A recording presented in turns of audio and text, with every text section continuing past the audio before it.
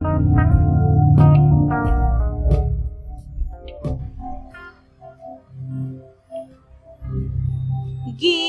गुंजन या कथा, संगीत सरगम और कविता, हर विधा का एक रूप है, अनेक रूप है। विविधा विविधा विविधा विविधा।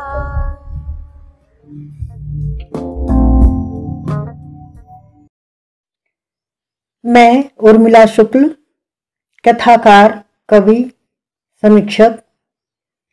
मेरे 2 कहानी संग्रह मैं फूलमती और हिजड़े, फूल कुंवर तुम जागती रहना प्रकाशित हैं। एक उपन्यास बिन ड्योढ़ी का घर, 2 कविता संग्रह 21वीं सदी के द्वार पर और गढ़ रही है औरत प्रकाशित हैं।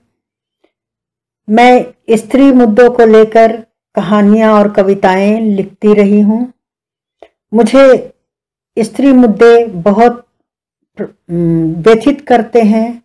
मुझे लगता है स्त्रियां दलितों में भी दलित, महादलित हैं। उनकी पीड़ा का कोई अंत नहीं है, क्योंकि दलित भी उनका शोषण करते हैं। इसलिए स्त्री होने के नाते भी मैं उनकी पीड़ा से रूबरू होती हूँ और उसे अपने कागज पर उकेरने का प्रयास करती हूँ।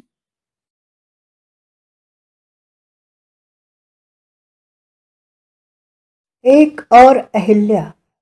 जल्दी जल्दी तैयार होकर वह बस स्टैंड जा पहुंची, मगर बस का तो अता पता नहीं था। यह गांव का बस स्टैंड था, जहां टपरे नुमा एक ही होटल था और एक पान ठेला। उसने देखा उस राह को जहां से होकर बस को आना था, मगर अब तक बस का कोई अता पता नहीं था। वह ऊप चली तो तालाब की ओर निकल चली। यह गांव का बड़ा तालाब था। वह सीढ़ियों पर बैठ गई। अब जल में उसका चेहरा नजर आने लगा था। कितना साफ है इसका पानी, मगर पहले ऐसा नहीं था। पहले गांव भी तो सोचती वह अतीत में चली गई थी। तब उसकी नई नई पोस्टिंग हुई थी यहाँ। सो अपने काम के बाद ऊब जाती और अपनी ऊब मिटाने के लिए कभी खेतों की ओर तो कभी तालाब की ओर निकल जाती। ऐसे ही एक दिन वह तालाब की ओर गई। दिन डूबने वाला था तो वह लौटने लगी। तभी उसे सामने एक परछाई सी नजर आई। वो उस ओर बढ़ी तो परछाई कुछ साफ हुई। वह एक युवती थी जो घुटने तक पानी में कपड़े धो रही थी। वहां घाट नहीं था और न कोई पत्थर। वह चकित थी, ऐसे कैसे निर्जन स्थान में अकेली। वह हाथों से मसल मसल कर कपड़े खंगाल रही थी। घाट छोड़कर इस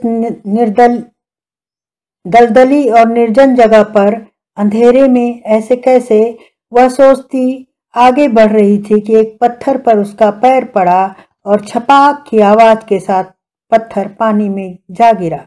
उस आवाज के साथ ही उस लड़की ने उसे देखा और फिर जल्दी जल्दी सारे कपड़े समेटकर भाग खड़ी हुई। उसने देखा उसकी आंखों में भय की परछाइयां उतर आई थी। उसे समझ नहीं आया यह कैसा भय था। अगर यहाँ कोई जानवर या किसी पुरुष को देखकर भयभीत होती तो बात समझ में आती, मगर वह तो उसी की तरह लड़की थी।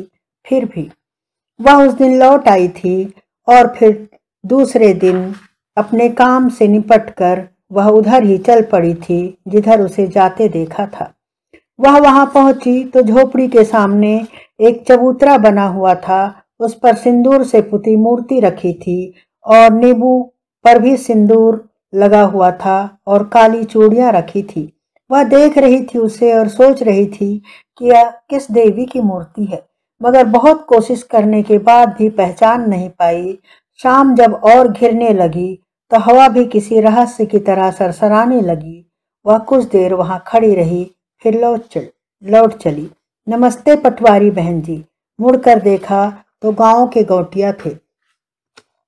वह इस गांव की पहली महिला पटवारी थी, सो उसे लोग बहन जी ही कहते थे। बहन जी, आप उधर कहाँ गई थी? बस यूं ही उस पहाड़ी तक चली गई थी। गौटिया जी, उस चबूतरे पर किस देवी की मूर्ति है? बहन जी, आप वहां गई थी, उस टोनही पहाड़ी पर? उसकी बात को अनसुना करते हुए गौटिया ने प्रतिप्रश्न किया। उनके चेहरे पर असीम दया उभर आई। वह चकित रह गई उस दया से। गांव के इस माहौल में अगर वे नाराज होते तो वह लाजमी था, मगर यह दया भाव। आप इतने परेशान क्यों हो गए? ये पहाड़ी गांव से बहुत दूर भी तो नहीं है। तब उन्होंने उसे बताया, उस पहाड़ी पर रहने वाली युवती टोनही है। टोनही अर्थात डायन। वह लोगों को खा जाती है। सबसे पहले उसने अपने पिता को खा लिया, फिर उसके बाद गांव के लोगों को खा गई। उससे तंग आकर हम लोगों ने उसे गांव से बाहर हकाल दिया। अब वह उसी पहाड़ी पर रहती है। कहते हुए उनकी आंखों में घृणा सी उभर आई थी। अब उसकी आंखों में निर्जन में कपड़े धोते उस युवती का भयाक्रांत चेहरा समझ में आ गया था। वह समझ गई थी कि उसे देखकर वह क्यों भागी। एक मनुष्य पर उसकी छाया जो पड़ गई थी। सोच रही थी वह, ऐसे कैसे संभव है भला? औरत तो सृजन का आधार है, वह रचती है, वो टोनही कैसे हो सकती है? मगर इस इलाके में ऐसा अंधविश्वास गहरे तक बैठा हुआ था। उसने सोचा, अब तक जो हुआ सो हुआ, अब वह इस भ्रांति को तोड़ेगी, लोगों को समझाएगी। मगर वह कुछ कर पाती इससे पहले ही जॉइंटिस ने उसे आ घेरा और माँ उसे शहर लिवा ले गई। वह जब लंबी छुट्टी के बाद गांव लौटी तो उसने देखा गांव के बीचों बीच भीड़ जमा थी। सब खामोश थे। उसे आश्चर्य हुआ, भीड़ वह भी इस कदर खामोश। फिर उसने सोचा, कोई तमाशा दिखाने वाला आया होगा, तभी तो भीड़ इस तरह से खामोशी से देख रही है। चले देखे भला ऐसा कौन सा तमाशा आया है। और उसके कदम उस ओर बढ़ चले। वह भीड़ के करीब पहुंची तो उसे सिसकियां सुनाई देने लगी और फिर भीड़ को चीर कर वो उसके सामने जा पहुंची थी। उसने देखा एक आदमी नारियल बुश से बने हंटर नुमा रस्सी से एक युवती को पीट रहा था। रस्सी की मार से उसके शरीर पर नीली नीली लकीरें उभर आई थी। उसका सारा शरीर धूल धूसरित था। उसके ओठों की कोर से खून बह रहा था। वह उसे पहचान नहीं पाई, सो उसने लोगों से पूछा, ये क्या हो रहा है? इसे ऐसे क्यों मारा जा रहा है? मगर किसी ने कोई जवाब नहीं दिया। तब उसने देखा पास ही परदेसी के लड़के की लाश रखी थी। अब उसके सामने सब कुछ साफ हो उठा था। फिर बैगा का हंटर उसके शरीर को छू पाता, इससे पहले ही उसने उसका हाथ पकड़ लिया। फिर तो चारों तरफ हाहाकार ही मच गया था। उसने धर्म कार्य में बाधा जो दी थी। हाँ, एक टोनही को मारना धर्म कार्य ही तो था। वह जानती थी परदेसी का लड़का कुपोषण का शिकार था, मगर वह किसे समझाती और कौन समझता। उसके विरोध से भीड़ में आवाजें उभरी थी, मगर खुलकर कोई सामने नहीं आया था। कारण वह पटवारी थी और गांव के लिए पटवारी सबसे बड़ा अफसर होता है। उसके हाथ में ही सब कुछ होता है। वो जो भी लिख दे वही फाइनल होता है। इसीलिए लोग दबे मुंह उसका विरोध कर रहे थे। यह बात वह जानती थी, सो उसने गौटिया से बात की। उस गांव में वे ही कुछ पढ़े लिखे थे और गांव के मुखिया भी। हालांकि इस अंधविश्वास से वे भी मुक्त नहीं थे, फिर भी गौटिया ने उनकी बात मान ली। उसके पास कुछ दवाएं थी, उसने उसके घावों पर लगाया और अपने साथ लेकर चल पड़ी ताकि वह सुरक्षित अपने घर पहुंच सके।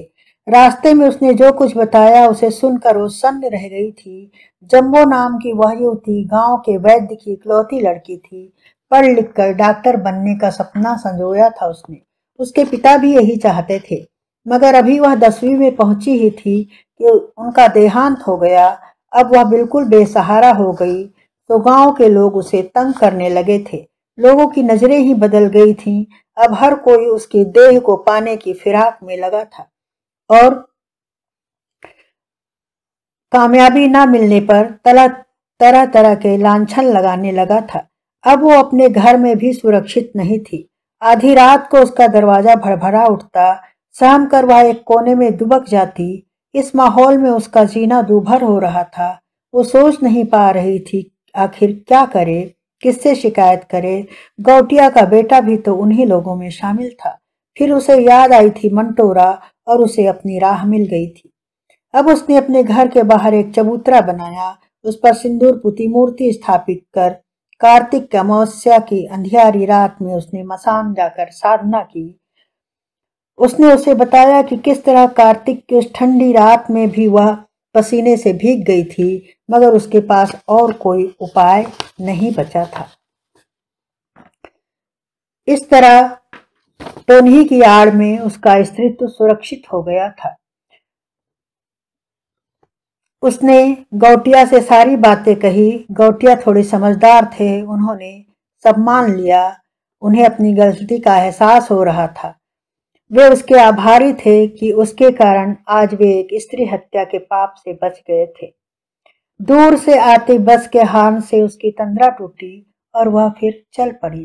सड़क पर धूल के गुबार गहराने लगे थे और एक लंबे हॉर्न के बाद धूल के बादल ठहर गए थे। बस स्टैंड पर लग चुकी थी और बस के द्वार पर खड़ी थी अहिल्या। सफेद कड़क साड़ी, मगर चेहरे पर फैली थी अथाह कोमलता।